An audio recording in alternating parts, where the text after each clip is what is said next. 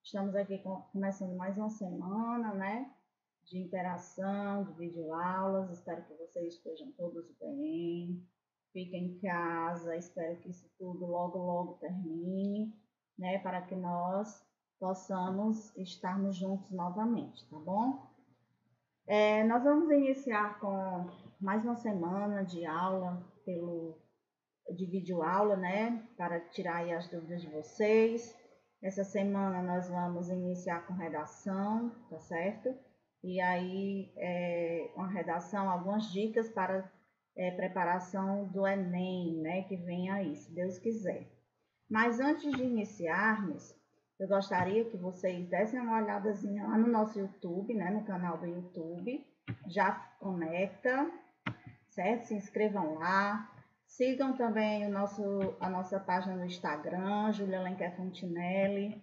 Ativem o sininho, deem um joinha, tá bom? E curtam a página. Aqui, pessoal, vamos começar, né? Quando nós estávamos em aula presencial, nós estávamos estudando o texto dissertativo argumentativo.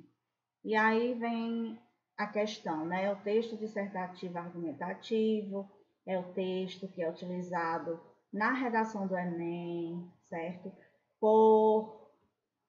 Muito importante que nós saibamos fazer a estrutura desse texto, tá certo? Pronto. Aqui já perguntando, o que é um texto dissertativo argumentativo?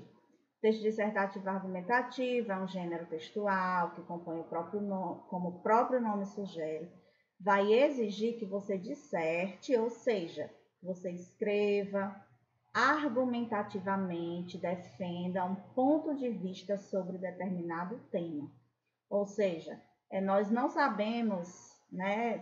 Sempre ninguém sabe qual é o tema do Enem. Então, é muito importante que nós possamos, quando formos fazer a prova do Enem, já estarmos preparados para isso, certo? Então, é para isso que nós estamos estudando sobre o texto dissertativo argumentativo. E esse texto, né, esse tipo de texto, ele tem toda uma estrutura, ele exige que você escreva através dos argumentos que defendam um ponto de vista sobre um determinado tema que é dado na prova. Na grande maioria das vezes, a temática desse texto vai envolver questões sociais e políticas, né? Sejam elas atuais ou não. Nós temos aí falando sobre o gênero, né, dissertativo argumentativo. Esse gênero é muito exigido porque possibilita aos corretores avaliar aspectos como, por exemplo, o uso da linguagem, a norma culta do português, a habilidade de argumentação e convencimento e ainda o senso crítico em relação ao tema que deve ser trabalhado. Além disso, esse tipo de texto é reconhecido por ter uma estrutura bastante rígida, né? É dividido em 3 partes fundamentais. A introdução, a argumentação, que nós chamamos de desenvolvimento, né? Onde você vai desenvolver os seus argumentos sobre o tema, e conclusão. A introdução, eu coloquei aqui bem resumido para vocês, ela é no início, né? É o primeiro parágrafo, onde você vai introduzir algo sobre o tema que foi dado para você. Então, a introdução vem no início da dissertação.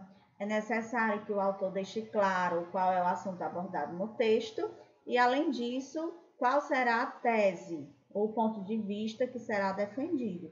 Então, essa parte aí da introdução é importante, porque é lá que você já vai apresentar a sua tese, né, os seus argumentos, um ponto de partida para que você possa desenvolver com bastante atenção, com bastante êxito, a sua argumentação, né? Que nós também chamamos de desenvolvimento, tá bom? Aqui nós temos a argumentação, né? Que também podemos chamar de desenvolvimento, que são os parágrafos intermediários de uma dissertação, devem ser destinados à defesa de tese, mediante argumentos. É importante lembrar que um argumento é uma estrutura textual que, por meio de análise de provas ou fundamentos, confirma o ponto de vista do autor. Então, para que vocês possam usar essas provas, esses fundamentos, é necessário que vocês sejam leitores, né? Que vocês gostem de ler, que vocês estejam em dias com a leitura, com o que está acontecendo, certo? Para que vocês tenham fundamentos, né? Através de estatísticas, de números, quando vocês forem escrever. Isso é muito importante, porque a pessoa que corrige, que nós chamamos de corretor, ele utiliza muito dessas ferramentas, certo?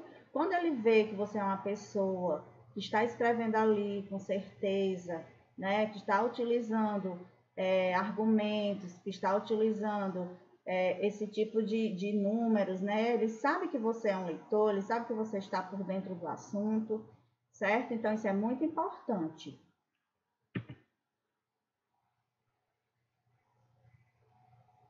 E aqui nós temos a conclusão, né? Que é o último parágrafo.